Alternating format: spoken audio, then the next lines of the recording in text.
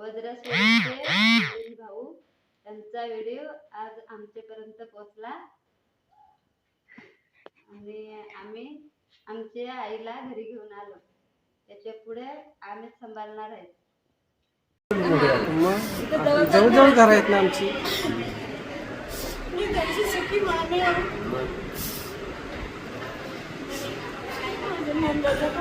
नाही त्यांचं पण म्हणणं योग्य आहे. इकडे जे राहिले तर मला मुलींकडे तरी करत होते आपण जाऊ एखाद दिवस जाऊन येऊ. ते बोलते इथे राहते 2 दिवस दुसरे करायचे तिकडे असं तसं फिरते बोलते. तर मग आज उद्या जाऊन बरं पण आजच योग होता म्हणजे झालं. कालचा योग होता तुम्ही व्हिडिओ केला.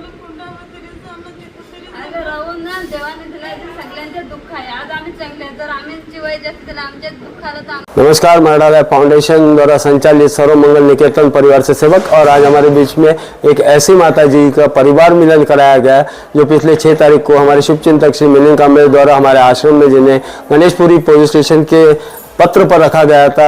हमने उनका एक वीडियो बनाकर यूट्यूब पे डालने के बाद में उनके भांजे ने उन्हें पहचान लिया. पहचानने के बाद में आकर उन्हें अपने साथ में लेके गए और यहाँ रहते हुए हमने जिस तरह से प्रेम और आदर के साथ में उनका जो स्वागत किया था, स्वीकार किया था, उसी आदर स्नेह और प्रेम से लोखंडे साहब द्वारा जो चलाए गए 20 वर्षों के मानव सेवा को समर्पित इस अभियान में इस तरह से लगभग 4,500 से 5,000 लोग जा चुके, जिसमें 1 की बढ़ोतरी हुई. धन्यवाद. ओम शांती. जय हिंद. नमस्कार मित्रांनो, मी मिलिंद कांबळे वज्रश्रीमध्ये. आपण त्या दिवशी एक व्हिडिओ पाहिला असेल.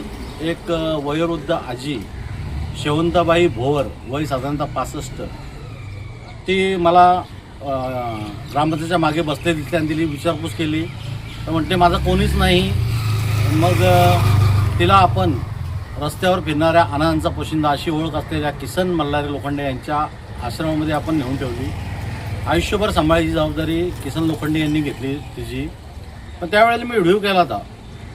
जो व्हिडिओ करण्याचा अर्थ तुम्हाला मी प्रत्येक वेळी सांगतो. त्या आजी भेटण्यापासून सुरुवात, आजीला पहिल्यांदा ह्या देवळाच्या पायरीवर बसणाऱ्या भिकाऱ्यांनी हाकलली. त्यांची मक्तेरी ती कोणाची काय मक्तेरी कुठं असेल काय सांगू शकत नाही. म्हणून ती आजी वैतागून त्या तिकडे जाऊन बसली होती आणि मला ती भेटली. असा कोणी दिसला तर मी चौकशी करत असतो याची आणि विचारपूस करत असतो. त्यानंतर मी त्या आजीला नेताना एक व्हिडिओ घेतो आणि माझा नंबर टाकतो की हा आजीचे नातेवाईक कोणी असले तर इथे मी तिला ठेवलेलं आहे. पोलिसात त्याची नोंद करून ठेवतो.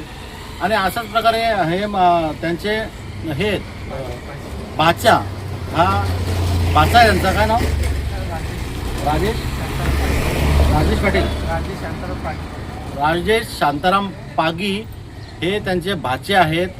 हे नांदिकण्याचे आहेत, नांदिकना मापोली नांदिकना. तर यांच्याच कुठल्या एका मित्राने त्यांना हा व्हिडिओ माझा तो पाठवला आणि ही आजी तुमची आहे.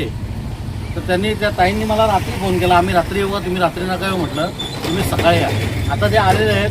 तर मराठा लाईफ फाउंडेशनमध्ये मी त्यांना आता पाठवणार आहे.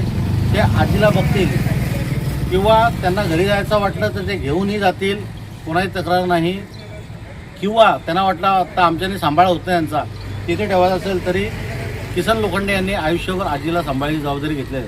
मित्रांनो, असे असंख्य लोक, मी काही व्हिडिओ घेत असतो, असंख्य लोक असे हरवलेले, रस्त्यावर सोडलेले, त्यांना मी घरपोच पोचवलेलं आहे.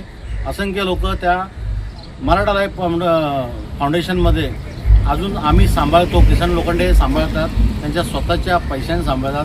म्हणून त्यांना म्हणतात रस्त्यावर फिरणाऱ्या अनाथांचा पोशिंदा किसन मल्हारी लोखंडे.